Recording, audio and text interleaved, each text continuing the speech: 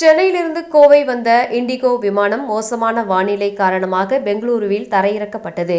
முன்னாள் அமைச்சர் செங்கோட்டையன் உள்பட ஏராளமான பயணிகள் அந்த விமானத்தில் உள்ளனர். சென்னையிலிருந்து இன்று பிற்பகல் 12:30 மணிக்கு இண்டிகோ விமானம் கோவை கிளம்பியது. இந்த இண்டிகோ விமானத்தில் நேற்று தமிழக வெற்றி கழகத்தில் இணைந்த முன்னாள் அமைச்சர் செங்கோட்டையன் உள்பட 100க்கும் மேற்பட்ட பயணிகள் இருந்தனர். விமானம் 1:40 மணிக்கு கோவை வரும் என தெரிவிக்கப்பட்ட நிலையில் ஆயிரக்கணக்கான தமிழக வெற்றி கழக தொண்டர்கள் அவரை வரவேற்பதற்காக திரண்டு இருந்தனர்.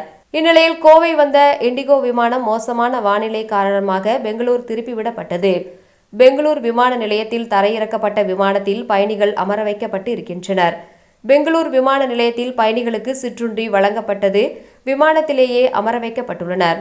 இந்த விமானத்தில் கோவை மாவட்ட திமுக நிர்வாகிகள் தொண்டாமுத்தூர் ரவி, தளபதி முருகேசன் ஆகியோரும் அமர்ந்துள்ளனர்.